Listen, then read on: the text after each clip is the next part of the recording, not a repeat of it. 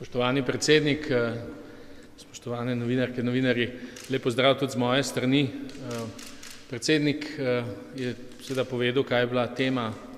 poročanja in kje smo se največ časa zadržali. Gre seveda skoraj vsi kazalci kažejo seveda, da je zmanjšanje finančnih sredstev vplivalo v bistvu na vse segmente pripravljenosti Slovenske vojske v letu 2013 in seveda, da to vrstno zmanjševanje ali pa ta trend, da je treba na nek način ustaviti, ker se seveda dosega tako imenovana, kot bi predsednik rekel, rdeča linija, pod katero bo zelo težko iti za voljo seveda zagotavljanja varnosti državljank in državljanov tako Republike Slovenije, seveda tudi in tudi participacija v operacijah NATO. Drastično so se seveda zmanjšala sredstva za investicije in pa modernizacijo, negativni trendi pa so seveda tudi prisotni pri vzdrževanju opreme in pa na nek način tudi pri strukturi kadrov. Predsednik je omenil, da bo po vsej verjetnosti, ne po vsej verjetnosti, ampak skoraj nujno, da odstopanja med temi razvojno usmerjevalnimi dokumenti, ki so bili sprejeti konec leta 2010, se pravi resolucija o splošnem dolgoročnem programu razvoja in opremljanja Slovenske vojske do leta 2015 in pa tale obrambna strategija, ki je bila sprejeta leta 2012, ter pa v začetku 2013, kot veste, smo sprejeli srednjeročni obrambni program za obdobje 2013-2018,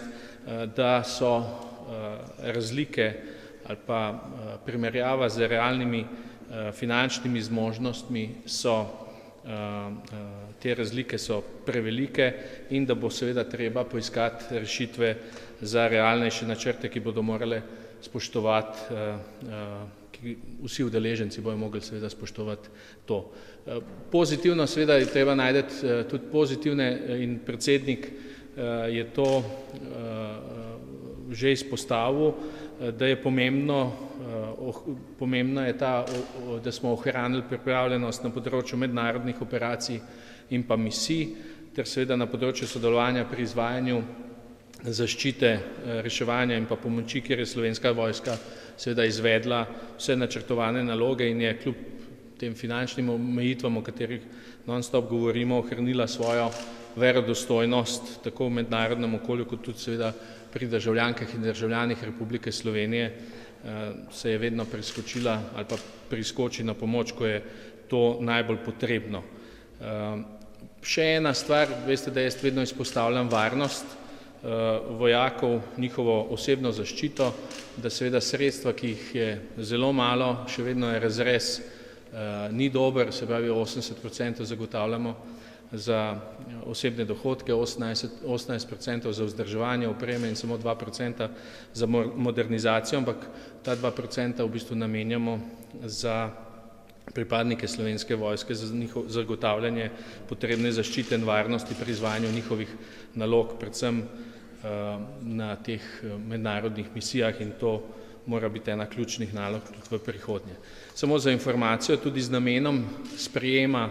ukrepov, ki bodo zaustavile ali pa poskušale zaustaviti te negativne trende, o katerih govorimo pri razvoju in pa financiranju Slovenske vojske, bom s poročilom, tako kot lani seveda seznanil tudi Vlado Republike Slovenije, kot tudi Odbor za obrambo Državnega zbora, ker pa je v sklepni fazi tudi NATO pregled obrambe in za Slovenijo se seveda po naših informacijah ne bo več spreminjal, v katerem so v tem NATO-vem poročilu, saj to, kar smo mi videli, so ugotovitve podobne ali pa ugotovitveni trendi podobni temu poročilu o pripravljenosti Slovenske vojske, ki smo ga predstavili predsedniku države. Bom še pred junijskim formalnim zasedanjem obrambnih ministrov NATO, kjer bomo seveda to navedeno poročilo obravnavali, bom, vkolikor bo to nujno potrebno, Vladi Republike Slovenije predlagal konkretne ukrepe za odpravo teh pomanjkljivosti ugotovljenih v obeh poročilih. govorim seveda, nujno potrebne bojo definitivno, vprašanje pa je, ali bodo zagotovljena finančna sredstva, ki bi lahko to storila. Predsednik, če dovoliš,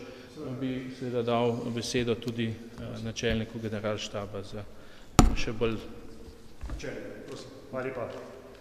Gospod vrhovni poveljnik, gospod minister, spoštovane novinarke, novinarji, kolegi. Danes sem seznanil vrhovnega poveljnika s pripravljenostjo Slovenske vojske v letu 2013. 2013 je predvsem zaznamovalo obdobje hude finančne krize za Slovensko vojsko in posledično manjša modernizacija, manjše usposabljanje in težje delovanje Slovenske vojske v celoti. Gospoda vrhovnega poveljnika sem seznanil, da z manj ne gre več, sploh pa ne bolje, in da verjetno smo blizu tiste meje, ko je naša varnost samo v rokah mogoče zavezništva. Torej, zavezništvo nudi varnost, celovito varnost in zaradi NATO smo danes varni. Ne glede na to pa v zavezništvu vsak mora dati svoj delež in tudi Slovenija mora dati svoj delež. Vrhovnega poveljnika sem tudi seznanil z odstopanjem doseganja naših oziroma pomikanja nekaterih ciljev zgrajevanja zmogljivosti v Slovenski vojski in tudi posledično naš prispevek v Zvezi NATO. Predvsem sem pa poudaril, da je Slovenska vojska še vedno dobra organizacija, da smo v letu 2013 dosegli kljub temu zavidljive uspehe na mednarodnem področju, upravili smo vse naloge in vse operacije v mednarodnem okolju brez poškodovanih, brez žrtev. Prav tako smo uspešno sodelovali v podpori državljanov Slovenije v sistemu zaščite in reševanja in dosegali smo tiste omejene končne operativne zmogljivosti enot, za katere smo si zadali cilj, da jih moramo doseči za Slovensko vojsko. Gospod vrhovni poveljnik, hvala lepa za vašo podporo v letu 2013.